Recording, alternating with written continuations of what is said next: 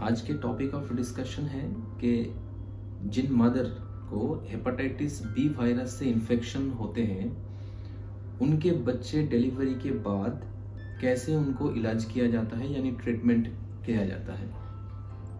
जिन बच्चे को hepatitis B virus से इन्फेक्टेड मदर से जन्म होते हैं उनके जन्म के साथ साथ ही 2 इंजेक्शंस तुरंत देनी चाहिए 12 घंटे के अंदर प्रेफरेबली, या नहीं तो 48 से लेके 72 घंटे के अंदर। अब ये दोनों इंजेक्शन में से एक होती है एक वैक्सीन जो हेपेटाइटिस बी वैक्सीन से नाम से जाना जाता है, और दूसरा है एक इम्यूनोग्लोबुलिन यानी एंटीबॉडी। ये एंटीबॉडी को हेपेटाइटिस बी इम्यूनोग्लोबुलिन ऐसे नाम से बोला जाता है। अब इन दोनों में से हेपेटाइटिस बी वैक्सीन, चाहे वो बच्चा हेपेटाइटिस बी मदर से बर्थ हुआ हो या कोई normal non hepatitis B mother से बर्थ हुआ हो, सबको ही देनी है। ये जन्म के साथ साथ एक बार एक डोज देनी होती है और बाकी 2 डोज 1 महीना और 6 महीने की उम्र में दिया जाता है। दूसरा है कि इम्यूनोग्लोबुलिन यानी एंटीबॉडी। ये एक पैसिव इम्यूनिटी देते हैं इनिशियल कुछ घंटे के लिए, जब तक ना वैक्सीन ठीक से काम करना शुरू कर दे, और ये लगभग 5 से लेके 20% तक काम की होती है। थोड़े से महंगा होते हैं इसलिए ये हमेशा हर जगह पे ना भी मिल सकते हैं, पर इतना ध्यान रखें कि सबसे इम्पोर्टेंट कंपोनेंट होती है वैक्सीन। अगर इम्यूनोग्लोबुलिन ना भी मिले तो भी वैक्सीन देनी चाहिए। ये जो दोनों इंजेक्शन से ये दोनों अलग अलग थाई पे देनी चाहिए बच्चे के, यानी दोनों ही एक ही जगह में इंजेक्ट ना किया जाए। और इम्यूनोग्लोबुलिन के जो डोज है वो सिर्फ एक ही बार दिया जाता है, पर वैक्सीन 3 बार या कुछ बच्चों में 4 बार दिया जाता है। हमारे और एक सवाल होते हैं बहुत कॉमनली कि हेपेटाइटिस बी इन्फेक्टेड मदर क्या ब्रेस्ट फीड करा सकते हैं, यानी अपने बच्चे को अपने छाती से दूध पिला सकते हैं? इसके जवाब होती है हाँ, बिल्कुल कर सकते हैं, पर एक चीज की ध्यान रखनी बहुत जरूरी है कि ये जो हेपेटाइटिस बी वायरस होते हैं ये ब्लड यानी खून से बच्चे के शरीर में आ सकते हैं, तो किसी भी तरीके से मम्मी के खून बच्चे के शरीर में ना जाए, ये ध्यान रखना बहुत ज़रूरी होती है। और इसके लिए कभी कभी मम्मी के जो छाती के दूध पिलाने के टाइम पे कुछ ब्रेस्ट निपल में क्रैक आ जाते हैं यानी दरार पड़ जाते हैं, वहाँ से खून निकल सकते हैं। तो इस तरह का अगर कोई कंडीशन हो तो तब ब्रेस्ट फीडिंग कुछ दिन के लिए बंद रख सकते हैं। बाकी का हर टाइम बच्चे को अपना ब्रेस्ट फीडिंग करा सकते हैं, उसमें कोई प्रॉब्लम नहीं होती है।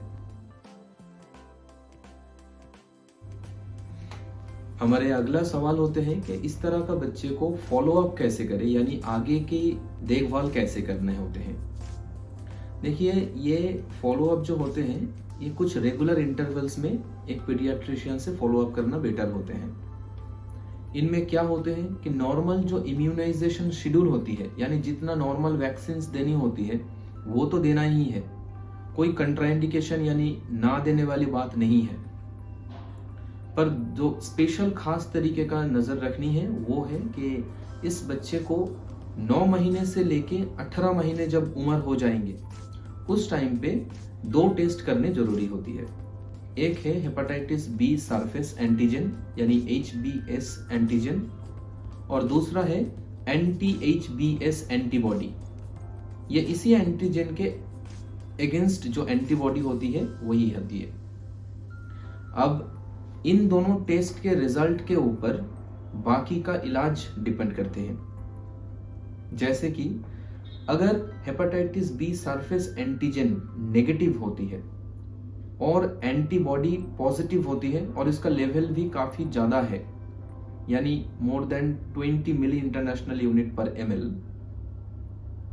तो इसका मतलब होती है कि इस बच्चे को इन्फेक्शन हुआ नहीं है और जो वैक्सीन दिया गया था वो अच्छे से काम कर गया है, वो इम्यूनिटी दे दिया है। तो इस हालत में बच्चे को आगे का कोई ट्रीटमेंट की जरूरत नहीं पड़ते हैं। दूसरे कंडीशन होते हैं कि जब hepatitis B surface antigen negative हो और HBS एंटीबॉडी यानी एंटी HBS एंटीबॉडी वो पॉजिटिव हो पर उसका लेवल थोड़ा कम हो। इस कंडीशन में ये समझाता है कि बच्चे को इन्फेक्शन तो लगा नहीं है, पर जो एंटी वैक्सीन दिया गया था वो ठीक से काम नहीं कर पाया है, ठीक से इम्यूनिटी नहीं दे पाया है। इस कंडीशन में बच्चे को दोबारा तीनों डोज से वैक्सीनेट करना चाहिए। और तीसरी कंडीशन होती है जब HBS एंटीजन पॉजिटिव हो और एंटी HBS एंटीबॉडी नेगेटिव हो। ये जो सिचुएशन है इसमें एंटीजन पॉजिटिव मतलब बच्चे को इन्फेक्शन हो गया है। इसमें एक बार इन्फेक्शन पकड़ लिया मतलब सारे जिंदगी भर बच्चे को फॉलो अप में रखना बेहतर होती है, क्योंकि जो पेरीनेटल ट्रांसमिशन होती है यानी मम्मी से बच्चों में जन्म के टाइम पे जो इन्फेक्शन पकड़ आते हैं वो क्रॉनिक होने के चांसेस बहुत ज़्यादा होते हैं। तो इनको खास कुछ इंटरवल्स यानी 6 महीना हो या 1 साल हो एक पीडियाट्रिशियन के फॉलो अप करना बेटर होते हैं। तो इनको लिवर क्लिनिक हो या कुछ भी नॉर्मल पीडियाट्रिशियन के पास भी फॉलो अप कर सकते हैं।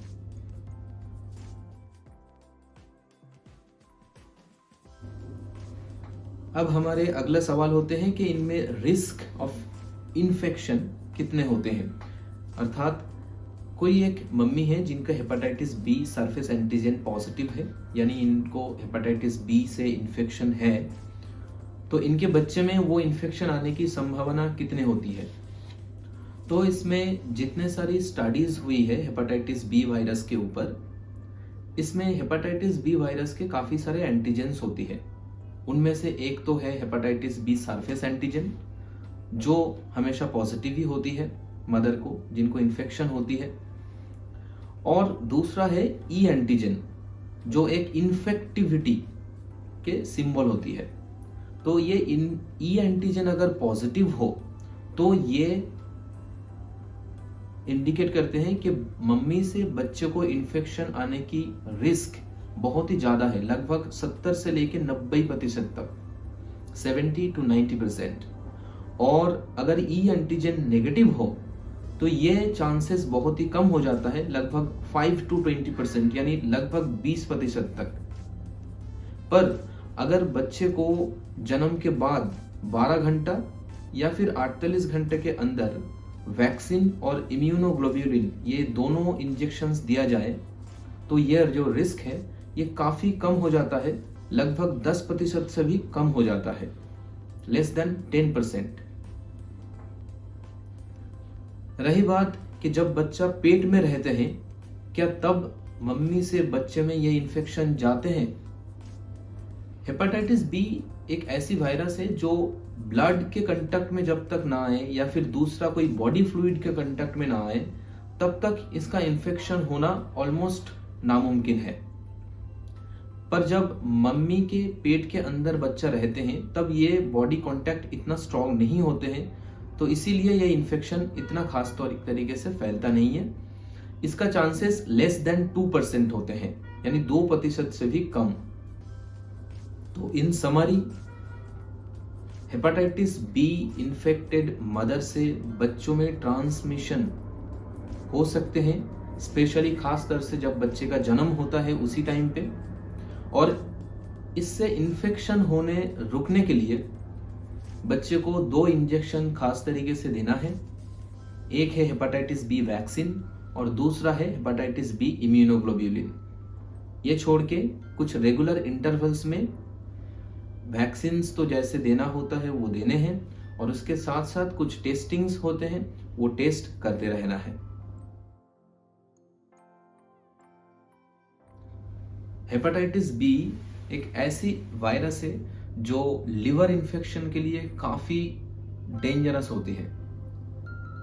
ये खास तरीके से ब्लड या दूसरा कोई बॉडी फ्लूइड से ही फैलता है और इस वायरस के इन्फ्लामेशन की वजह से लिवर में क्रॉनिक इन्फ्लामेशन यानी इन्फेक्शन हो सकते हैं, जिसे क्रॉनिक हेपेटाइटिस बी कहा जाता है, या फिर सिरोसिस ऑफ लिवर हो सकते हैं, या फिर हेपाटोसेलुलर कार्सिनोमा यानी लिवर कैंसर तक भी हो सकते हैं।